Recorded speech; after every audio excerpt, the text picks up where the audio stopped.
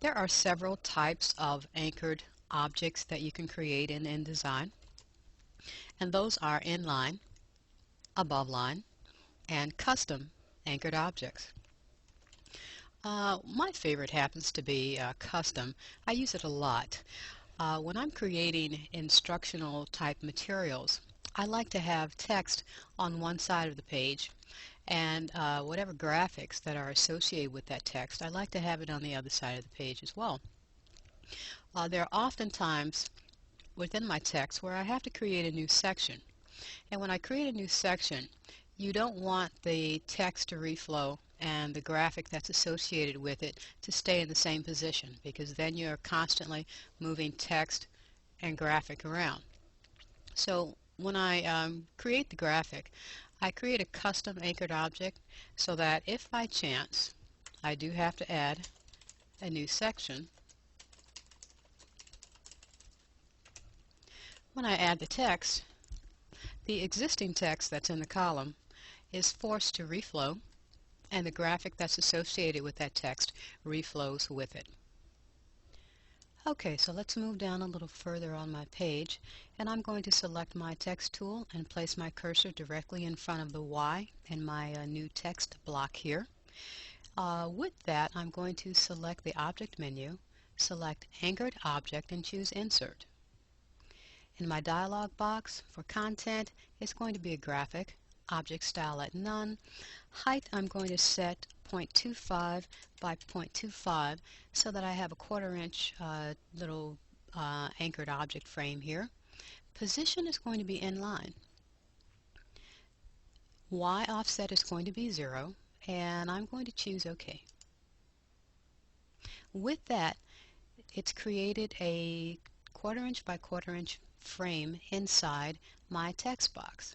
I'm going to add a little outline to it so that we can see it.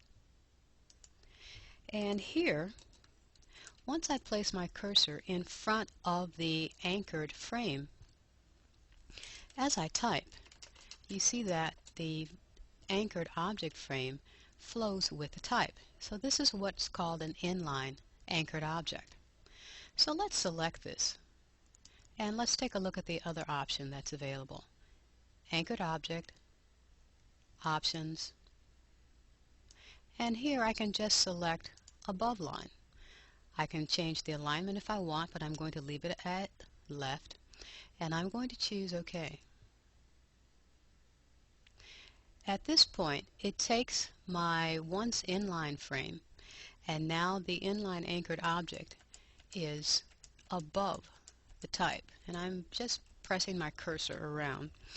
And as I press return, note that the text and the graphic, anchored graphic frame move together.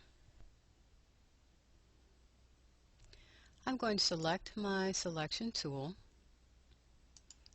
click on the above line anchored object. I'm going to go back to the object menu, choose anchored object options. And here, instead of selecting inline or above line, I'm going to choose custom. And I'm going to slide, wish I could slide this out of the way a little more so you could see what's going to happen here. So let's play with this a little bit. For position, it's going to be custom.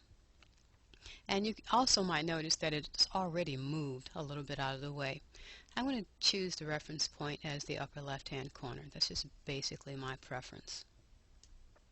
For a reference point, I like to choose the middle right, and you can't see it behind here, but it's slid over already. X is relative to my text frame, which is this text frame here.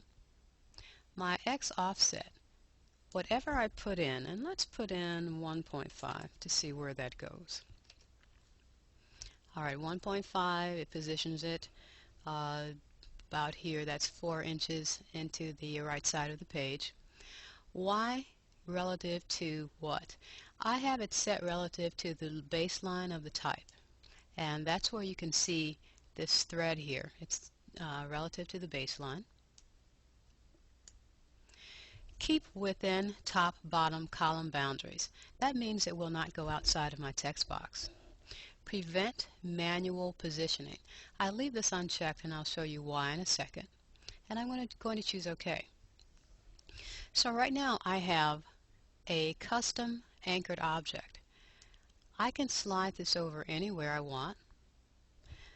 I can resize it, and this is why I don't check the prevent manual checkbox, because I might like to slide it over a little bit or make it larger for the graphic that I need to put inside. And with this I can place any graphic that I like. Let's choose here. And let's go to Object, Fitting, and let's fit this fill frame proportionally. So here I have a picture of an astronaut, and I can still make it larger if I desire. But what I like is that as my text flows, so will my graphic.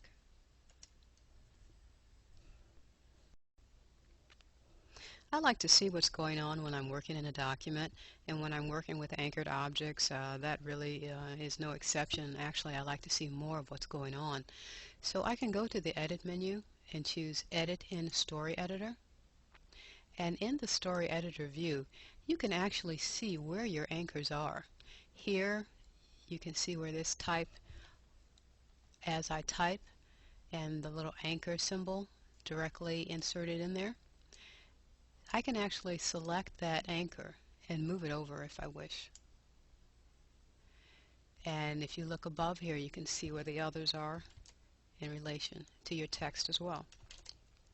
So that's one way to see where your anchors are. Another way is to go to the View menu and choose Show Frame Edges. And actually right over here, when I zoom in, you can actually see a little anchor on the frame.